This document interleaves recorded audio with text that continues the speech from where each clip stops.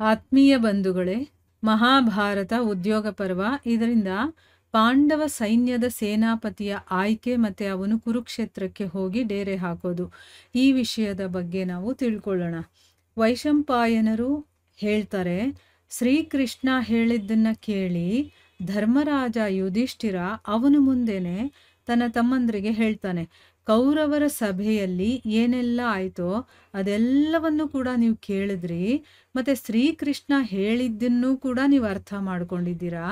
ಅದಕ್ಕೋಸ್ಕರನೇ ಈಗ ನಮ್ಮ ಈ ಸೈನ್ಯದ ವಿಭಾಗವನ್ನು ಮಾಡಿ ನಮ್ಮ ವಿಜಯಕ್ಕೋಸ್ಕರ ಈ 7 ಅಕ್ಷೋಹಿಣಿ ಸೈನ್ಯ ಕೂಡ ಸೇರ್ಕೊಂಡಿದೆ. ಇದರ 7 ಸೈನ್ಯಾಧ್ಯಕ್ಷರು ಯಾರ್ಯಾರು ಅಂತಂದರೆ ದೃಪದ, ವಿರಾಟ, ದೃಷ್ಟದ್ಯುಮ್ನ, ಶಿಖಂಡಿ, ಸಾತ್ಯಕಿ, ಚೇಕಿತಾನ ಮತ್ತು ಭೀಮಸೇನ. ಈ ಎಲ್ಲ ವೀರರು ಕೂಡ ಪ್ರಾಣಾಂತ್ಯದವರೆಗೂ ಕೂಡ ಯುದ್ಧ ಮಾಡುವಂಥವ್ರು, ಮತ್ತೆ ಲಜ್ಜಾಶೀಲರು, ಲಜ್ಜೆ ಇರುವಂಥವ್ರು, ನೀತಿ ಇರುವಂಥವ್ರು, ಮತ್ತೆ ಯುದ್ಧ ಕುಶಲರು ಕೂಡ ಆಗಿದ್ದಾರೆ. ಅಂದ್ರೆ ಈಗ ಧರ್ಮರಾಜ ಯುಧಿಷ್ಠಿರನಿಗೆ ಇನ್ನು ನಾವು ಯುದ್ಧ ಮಾಡಲೇಬೇಕು ಅನ್ನೋದು ಬಂದಿದೆ. ಅದಕ್ಕೋಸ್ಕರ ಈಗ ನಮ್ಮ ಹತ್ರ 7 ಅಕ್ಷೋಹಿಣಿ ಸೈನ್ಯ ಇದೆ, ಅದಕ್ಕೆ ಸೈನ್ಯಾಧ್ಯಕ್ಷರು ಇದ್ದಾರೆ. ಈಗ ನಾವು ಯುದ್ಧ ಮಾಡೋದಕ್ಕೆ ರೆಡಿ ಆಗಬೇಕು. ಆದರೆ ಸಹದೇವ, ಇದನ್ನಾದರೂ ಹೇಳು ನೀನು, ಈ 7 ಜನರ ಮುಖಂಡ ಯಾರು ಅಂತಂದ್ಬಿಟ್ಟು. ಅಂದ್ರೆ ಈಗ ಸೈನ್ಯಕ್ಕೆ ಒಬ್ಬೊಬ್ರು ಅಧ್ಯಕ್ಷರಿದ್ದಾರೆ. 7 ಸೈನ್ಯ ಇದೆಯಲ್ಲ, ಈ ಒಂದೊಂದು ಅಕ್ಷೋಹಿಣಿ ಸೈನ್ಯಕ್ಕೆ ಒಬ್ಬೊಬ್ರು ಸೈನ್ಯಾಧ್ಯಕ್ಷರಿದ್ದಾರೆ.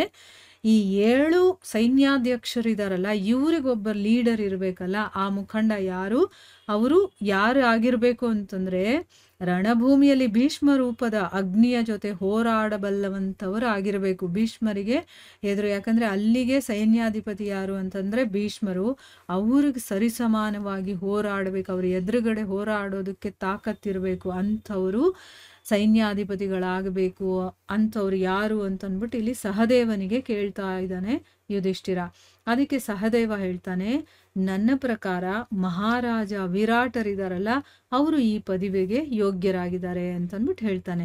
ಆಮೇಲೆ ನಕುಲ ಹೇಳ್ತಾನೆ, ನಾನು ವಯಸ್ಸು, ಶಾಸ್ತ್ರಜ್ಞಾನ, ಕುಲೀನತೆ ಮತ್ತು ಧರ್ಮದ ದೃಷ್ಟಿಯಿಂದ ನೋಡಿದಾಗ ಮಹಾರಾಜ ದೃಪದರನ್ನ ಈ ಪದವಿಗೆ ಯೋಗ್ಯವಾಗಿರುವಂಥವ್ರು ಅಂತ ನಾನು ತಿಳ್ಕೊಂಡಿದ್ದೀನಿ. ಅಂದ್ರೆ ಇಲ್ಲಿ ತಮ್ಮ ತಮ್ಮ ಅಭಿಪ್ರಾಯಗಳನ್ನ ಮಾದ್ರಿ ಕುಮಾರರು ಹೇಳ್ತಾರೆ. ಅಂದ್ರೆ ನಕುಲ ಮತ್ತೆ ಸಹದೇವ ತಮ್ಮ ತಮ್ಮ ಒಪಿನಿಯನ್ ಹೇಳಿದ್ಮೇಲೆ ಅರ್ಜುನ ಹೇಳ್ತಾನೆ, ನಾನು ದೃಷ್ಟದ್ಯುಮ್ನನ್ನ ಪ್ರಧಾನ ಸೇನಾಧಿಪತಿ ಆಗೋದಕ್ಕೆ ಯೋಗ್ಯ ಅಂತ ಅನ್ಕೊಂಡಿದ್ದೀನಿ. ಅಂದ್ರೆ ದೃಪದನ ಮಗ ದೃಷ್ಟದ್ಯುಮ್ನ ಇರ್ತಾನಲ್ಲ, ಇವನು ಧನಸ್ಸು, ಕವಚ ಮತ್ತೆ ಕತ್ತಿಯನ್ನ ಧರಿಸ್ಕೊಂಡೇ ರಥದ ಮೇಲೆ ನಿಂತುಕೊಂಡೇ ಅವನು ಅಗ್ನಿಕುಂಡದಿಂದ ಪ್ರಕಟನಾಗಿದ್ದ. ಇವನನ್ನ ಬಿಟ್ಟು ಮಹಾವ್ರತಿಯಾದಂತಹ ಭೀಷ್ಮರ ಮುಂದೆ ನಿಲ್ಲೋದಕ್ಕೆ ಬೇರೆ ಯಾರೂ ನನಗೆ ಕಾಣಿಸ್ತಾ ಇಲ್ಲ. ಇವನು ಸಾಮಾನ್ಯವಾಗಿ ನಾವು ಸಾಮಾನ್ಯವಾಗಿ ಹುಟ್ಟಿರುವಂಥವನಲ್ಲ, ಅವನ ಅಗ್ನಿಕುಂಡದಿಂದ ಬಂದಿರುವಂಥವನು. ಅವನ ಅಗ್ನಿಕುಂಡದಿಂದ ಬಂದಾಗಲೇ ಧನಸ್ಸು, ಕವಚ, ಕತ್ತಿಯನ್ನ ಧರಿಸ್ಕೊಂಡು ಬಂದಿದ್ದಂಥವನು. ಸೊ ಭೀಷ್ಮರು ಸಾಮಾನ್ಯರಾದವರಲ್ಲ, ಅವ್ರನ್ನ ಎದುರಿಸೋದಕ್ಕೆ ಅಷ್ಟು ತಾಕತ್ತಿರೋರೇ ಇರಬೇಕಲ್ಲ. ನನಗೆ ಇವನೇ ಯೋಗ್ಯ ಅಂತ ಅನ್ನಿಸ್ತಾ ಇದೆ ಅಂತಂದ್ಬಿಟ್ಟು ಹೇಳ್ತಾನೆ. ಭೀಮಸೇನ ಹೇಳ್ತಾನಾಗ, ದೃಪದನ ಪುತ್ರನಾದಂತಹ ಶಿಖಂಡಿ ಇದೆಯಲ್ಲ, ಅವನ ಜನ್ಮನೇ ಭೀಷ್ಮರ ವಧೆಗೋಸ್ಕರನೇ ಆಗಿದೆ. ಅದಕ್ಕೋಸ್ಕರ ನನ್ನ ಪ್ರಕಾರ ಇವರೇ ಪ್ರಧಾನ ಸೇನಾಧಿಪತಿ ಆದ್ರೆ ಒಳ್ಳೆಯದು. ಯಾಕಂದ್ರೆ ಭೀಷ್ಮರನ್ನ ಕೊಲ್ಲೋಕ್ಕೆ ಅಂತಾನೆ ಆ ಶಿಖಂಡಿಯ ಜನ್ಮ ಆಗಿರೋದ್ರಿಂದ ಅವರೇ ಮುಂದೆ ಇದ್ರೆ ಒಳ್ಳೆಯದು ಸೇನಾಧಿಪತಿಯಾಗಿ ಅಂತನ್ಬಿಟ್ಟು ಹೇಳ್ತಾರೆ. ಇದನ್ನೆಲ್ಲ ಕೇಳಿ ರಾಜ ಯುಧಿಷ್ಠಿರ ಹೇಳ್ತಾನೆ, ಸೋದರರೇ, ಅಂದ್ರೆ ಈಗ ತಮ್ಮಂದ್ರೆ ಏನೇನು ಹೇಳಿದ್ರು ಅದನ್ನೆಲ್ಲ ಕೇಳಿ ಧರ್ಮಮೂರ್ತಿಯಾದಂತಹ ಶ್ರೀಕೃಷ್ಣ ಇಡೀ ಜಗತ್ತಿನ ಎಲ್ಲ ಸಾರವನ್ನ ಮತ್ತೆ ಬಲಾಬಲವನ್ನ ತಿಳ್ಕೊಂಡಿರುವಂಥವನು. ಅವನಿಗೆ ಈ ಜಗತ್ತಿನ ಸಾರ ಏನು ಅಂತ ಗೊತ್ತಿದೆ, ಯಾರ ಬಲ ಎಷ್ಟಿದೆ ಅನ್ನೋದು ಕೂಡ ಗೊತ್ತಿದೆ. ಅದಕ್ಕೋಸ್ಕರನೇ ಯಾರಿಗೆ ಇವರು ಒಪ್ಪಿಗೆ ಕೊಡ್ತಾರೋ, ಈಗ ನೀವು ಯಾರನ್ನೆಲ್ಲ ಹೇಳಿದ್ರೋ ಅವರಲ್ಲಿ ಕೃಷ್ಣ ಯಾರನ್ನ ಸೆಲೆಕ್ಟ್ ಮಾಡ್ತಾನೋ ಅವರನ್ನೇ ನಾವು ಸೇನಾಧಿಪತಿಯನ್ನಾಗಿ ಮಾಡೋಣ. ಅವರು ಶಸ್ತ್ರ ಸಂಚಾಲನೆ ಮಾಡೋದ್ರಲ್ಲಿ ಕುಶಲರಾಗಿರ್ಲಿ ಅಥವಾ ಇಲ್ಲದೆ ಇರಲಿ, ಅವರು ವೃದ್ಧರಾಗಿರ್ಲಿ ಅಥವಾ ಯುವಕರಾಗೇ ಇರಲಿ, ನಮ್ಮ ಜಯ ಅಥವಾ ಪರಾಜಯಕ್ಕೆ ಕಾರಣ ಏಕಮಾತ್ರ ಇವರೇ ಆಗಿದ್ದಾರೆ. ಅಂದ್ರೆ ನಾವಿವಾಗ ಯಾರನ್ನ ಮುಖಂಡರು ಅಂತ ಮಾಡಕ್ ಹೊರಟಿದೀವೋ ಅವರು ಶಸ್ತ್ರಗಳನ್ನ ನಡೆಸೋದ್ರಲ್ಲಿ ಅವ್ರೇನಾದ್ರೂ ಎಕ್ಸ್ಪರ್ಟ್ ಆಗಿದ್ರೂ ಪರವಾಗಿಲ್ಲ, ಅವ್ರಿಗೆ ಗೊತ್ತಿಲ್ಲ ಅಂದ್ರೂ ಪರವಾಗಿಲ್ಲ, ಅವ್ರಿಗೆ ವಯಸ್ಸಾಗಿದ್ರೂ ಪರವಾಗಿಲ್ಲ, ಯುವಕರಾಗಿದ್ರೂ ಪರವಾಗಿಲ್ಲ, ಯಾಕೆ ಅಂತಂದ್ರೆ, ನಾವು ಗೆಲ್ಲೋದಕ್ಕೆ ಮತ್ತೆ ಸೋಲೋದಕ್ಕೆ ನಮ್ಮಲ್ಲಿರುವಂತಹ ಶಕ್ತಿ ಅಲ್ಲ ಇಂಪಾರ್ಟೆಂಟು. ಅದಕ್ಕೆ ಕಾರಣರಾಗಿರೋದೇ ಈ ಭಗವಂತ ಕೃಷ್ಣ.